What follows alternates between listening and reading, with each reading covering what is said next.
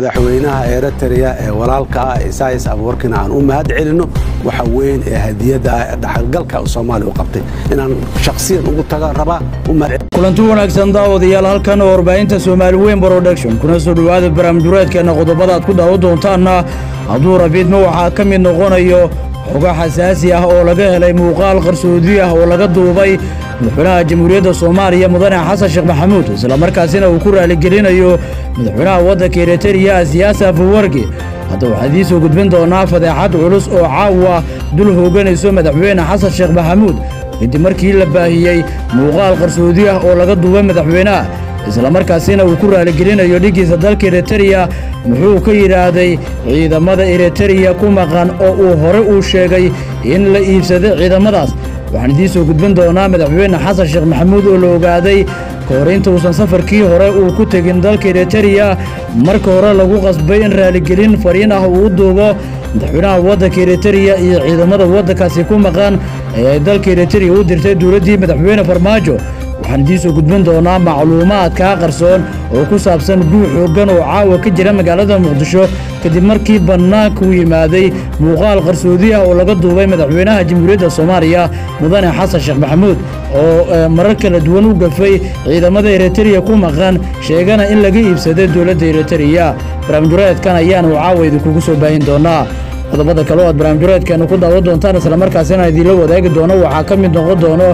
xogo xasaasi ah oo laga helayo khilaaf xooggan oo ka taagan qaabka loo qabanayo kursiga xildhibaannimo ee Fahad Yaasiin Xaaji Daahir iyadoo la helayo macluumaad sheegayo in Faarax Sheekh Cabduqaadir wasiirka waxbarashada Soomaaliya laga diiday in kursigaasi loo xiro haddaba ma dhaba in Fahad Yaasiin Xaaji Daahir iyo Faarax Sheekh Cabduqaadir ay ku tartamayaan kursiga xildhibaannimo ee yaalla magaalada Beledweyne waxaan soo gudbin doonaa macluumaadkii ugu dambeeyay Mahad Maxamed Salaad oo ka hor yimaaday in xildhibaan uu noqdo Fahad Yaasiin iyo buuq xooggan oo caawa ka jira filada xogaha laga helayo agaasimihii hore ee hay'adda sirdoonka iyo nabad sugidda qaranka Fahad Yaasiin Xaaji Daahir oo la warinayo inuu ku soo wajahayo magaalada Muqdisho wararkii ugu dambeeyay ayaan idinku soo gudbin doonaa barnaamijkeena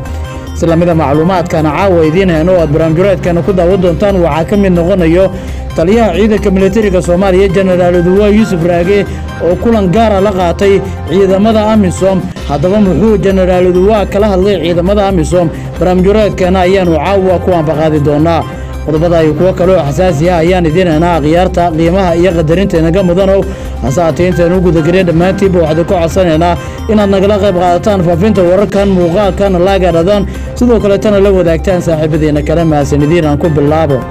sida lagu baahiyay mareegyada bulshada saacadii la soo dhaafay waxa banaanka yimaaday muuqaal qarsoodi ah oo laga duubay madaxweynaha jamhuuriyadda federaalka ee Soomaaliya mudane Xasan Sheekh Maxamuud koorinta uusan u ambabixin safarkii hore oo ugu ambabaxay dalka Eritrea 9 July 2022 xilligaasi uu madaxweynuhu uu la soo kulmayay dhalinyarada tababarka ugu maqan dalka Eritrea oo uu marar kala duwan madalo kala duwan uu ka sheegay in ciidamadaasi laga iibsaday dawladda Eritrea madaxweyne Xasan Sheekh oo inta uu ku jiray ololihiisa doorashada ay ka baxeen fariimo badan oo haatan sumcadil iyo fadeexad ku noqday qaybtii ugu horeysay fadeexada ku dul dhacdana ay soo baxayso toddobaadkan ayaa fariimaha uu jeediyay waxa ka mid ahaa kuwa uu ku sheegay in ciidamadaasi ay ku dhamaadeen dagaaladii ka dhacay dalka Ethiopia isla markaasina askum laga dagaal galiyay sidoo kale madaxweyne Xasan Sheekh ayaa ciidamadaasi ku sifeeyay xilligii uu ku jiray ololaha doorashada in laga iibiyay dawladda Eritrea madaxweyne Xasan Sheekh ayaa madal uu ka hadlayay waxa uu yiri markii horeysay ma jirto arrin ku sifeen karo ciidamadaas oo aanan ahayn in laga iibsaday dawladda Eritrea aan runta u sheegno nafteena ma jiraan ciidamo Soomaaliyeed oo tababar ugu maqan dalka Eritrea inaga waana lagu cabsi gariyaa hadii aanu nahay musharaxiinta balse waxaan u sheegayaa waalidiinta in ciidamadaas kaliya waxaan ku sifee kareynayeen in laga iibsaday dawladda Eritrea hase yeeshee waxa banaanka yimaaday muuqaal laga duubay madaxweynaha jamhuuriyadda Soomaaliya 2 toddobaad ka hor 9 July 2022 koorinta uusan madaxweyne Xasan Sheekh Maxamuud uusan u safrin dalka Eritrea muuqaalkan oo ah mid ka kooban 4 daqiiqo ayaa madaxweyne Xasan Sheekh waxa uu ku raali gelinayaa digiisa dalka Eritrea Isaias Afwerki wuxuu madaxweynuhu ku sheegayaa in uu raaligelin uu siinayo dowladda Eritrea oo Soomaaliya u tababartay ciidamo gaaraya ilaa 5,000 oo kamid ah askarta halkaasi tababarka ku qaadanayo. hadallada iskhilaafaya ee madaxweynaha fariinta oo duubay ee haatan banaanka timaaday iyo hadalladii hore uu madaxweynuhu ugu tilmaamay in ciidamadaasi la iibsaday ayaa caawa si weyn mareegyada bulshada u qabsatay kadib markii warbaahinta muuqaalkaasi uu soo dusay.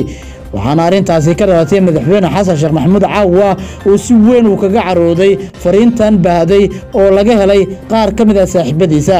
fariintan oo ay sidoo kale baahiyeen xubno ka tirsan saaxiibada madaxweynihii hore ee Jamhuuriyadda Federaalka ee Soomaaliya mudane Maxamed Cabdullaahi Farmaajo ayaa banaanka keenayso madaxweynaha oo isagoo ka xun raali gelinayo dowladda Eritrea iyo ciidamada Soomaaliyeed ee waddanka Eritrea tababarka ugu maqan. wuxuu sidoo kale raali gelin toos ah u siinayaa madaxweynaha iyo shacabka waddankaasi Eritrea oo uu madalo kala duwan ugu gafay. madaxweyne xasan sheekh ayaa caawa ee dul hooganaysa fadeexadii ugu xumeed iyada oo la xasuusto in 15 May madaxweynihii hore ee Jamhuuriyadda Federaalka ee Soomaaliya mudane Maxamed Cabdullaahi Farmaajo markii uu xilka wareejinayay madal cad isaguna uu ka sheegay inay jiraan ciidamadaas oo ay dowladda Soomaaliya ay haysato isla markaasina tababar ugu maqan waddanka Eritrea sababo jira awgeed oo marxalada siyaasadeed waddanka ku jiray ee loo soo celin waayay. ayuu madaxweynuhu madal cad waxa uu ka yiraahday madaxweyne waxaad haysataa ciidamo gaarayo ilaa 5,000 oo ah ciidamadii ugu badnaa ee mar qura tababar lagu qaado Soomaaliya. waxay jiraan dalka aynu walaalahanahay Eritrea waqti walba oo aad doonto ayaad ciidamadaasi ka soo ceshan kartaa dalkaasi Eritrea. madaxweyne xasan sheekh oo arintaasi wajigabaxay ku noqotay ayaa la sheegay in 2 toddobaad kadib uu duubay fariintaasi raaligelinta ee hadda dibadda timaaday. si kastaba ha noqotee muuqaalkan ayaa mar qura markuu caawa u baahay isla markaasina ay baahisay warbaahinta Geeland oo markaasi nabar ku noqotay caawa madaxweynaha Jamhuuriyadda Federaalka ee Soomaaliya mudane xasan sheekh maxamuud ayaa la kulmay fadeexadii ugu weyneed ee taariikhdiisa iyada oo uu ka shalaynayo hadalladii qalafsanaa uu yiraahday intii uu ahaa musharax madaxweyne isla markaasina uu kamid ahaa midowgii musharaxiinta mucaaradka. ciidamadan ayaa siyaabooyin kala duwan loogu ololeeyay inta ay socdeen ololihii doorashada iyadoo madaxweyne xasan sheekhna haatan ee culeysyada waaweyn ay haysto ay kamid yihiin oo ciidamadaasi dalka dib ugu soo celin laayay in mar hore cirdiga iyo sharafta ciidamadaasi uu gafay isla markaasina madaxweynaha Eritrea uu ka cagajiidayo inuu ciidamadaasi ku aamino madaxweyne xasan sheekh maxamuud oo markii horeysa ku sifeeyay in ciidamadaasi la gatay. inkastoo madaxweynuhu raaligelin uu dhiibay haddana raaligelintaasi waxay ahayd mid laga qariyay dadweynaha iyo warbaahinta Soomaaliyeed ugu dambeyn hadda ayay banaanka timaaday.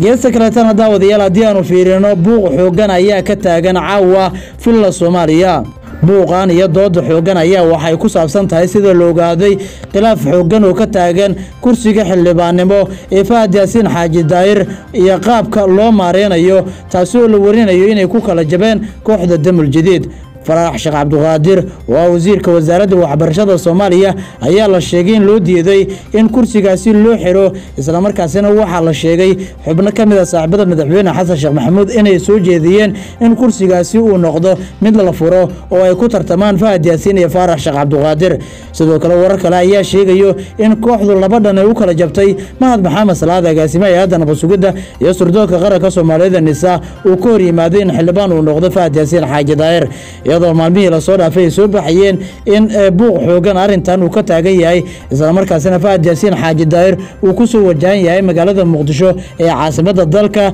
oo uu kalsooni buuxda ku qabo beesha reer oo Xasan ee kursigani iska leh in ay ku aamini doonto kursiga Hob 086 oo uu markii horeysay mar uu ku guuleysay agaasimihii hore ee hadda nabad sugidda iyo sirdoonka qaranka Soomaaliyeed NISA Fahad Yaasiin Xaaji Daahir. wareysha warbaahinta Soomaaliyeed ayaa sheegayo in dhawaan la filayo in la qabanayo doorashada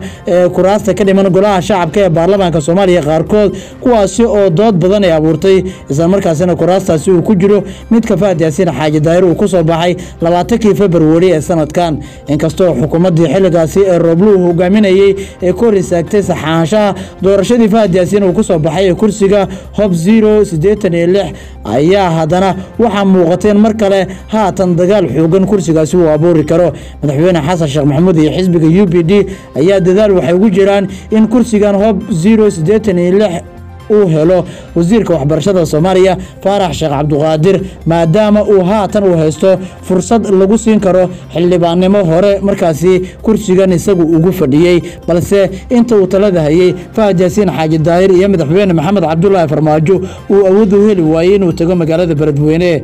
Fahad qudhiisa weli isma uusan dhiibin rajo weyn ayuuna ka qabaa in kursigaasi loo fasaxo doorashadiisa oo uu ku soo baxay bilowgii sanadkan isla markaasina loo diiday inay sax ay noqoto inkastoo culays badan weli uu jiro beesha reer oo xasan oo xaq u leh kursigan ayaa ah kuwa go'aamin doono qofka la siin doono Fahad Yaasiin Xaaji Daahir iyo Faarax Sheekh Cabduqaadir midkood kursiga xildhibaannimo ee ay beeshu ay leedahay iyo weliba cidda ku matali doono oo ay beeshu ay go'aan ay ka gaari doonto sidoo kale kuraas kale ayaa iyaguna la hakiyo doorashadooda oo la warinayo in la qaban doono horaantan si kastaba ha noqotee buuqa ugu xoogan ayaa caawa ka jiro fila Soomaaliya guuxaasina waxa uu salka ku hayaa kursiga xildhibaannimo ee Fahad Yaasiin Xaaji Daahir geesta kaleetana maanta xirada xalana waxaa ka dhacay kulan gaar ah oo dhex maray taliyaha militariga Soomaaliya iyo wakiilo ka socda midowga Yurub wasiirka wasaaradda gaashaandhigga xukuumadda federaalka ee Soomaaliya mudane Cabdulqaadir Maxamed Nuur Jaamac iyo taliyaha ciidanka xoogga dalka Soomaaliya Sariye Guuto General Uduwa Yuusuf Raage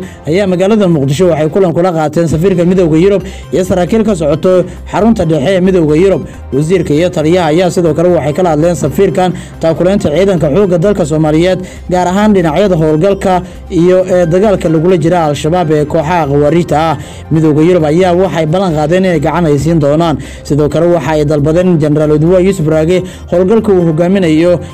aanan markaasi la musuqmaasuqin mas'uuliyiinta labada dhinac ayaa waxay isdhaafsadeen siday uga go'an tahay in la xoojiyo awoodda ciidamada xoogga dalka Soomaaliya iyo dagaalka ka dhanaa kooxaha qawaariijta al-shabaab General Uduwa ayaa uga mahad celiyay midowga Yurub taageerada la garab taagan yihiin ciidamada qalabka sida ee Soomaaliya gudaana daawadayaal intaas ayaan ku soo meeriyay barnaamijyada ka caawa kala socoteen warbaahinta Soomaaliyeed Production tan iyo kulanti dambe nabad warsan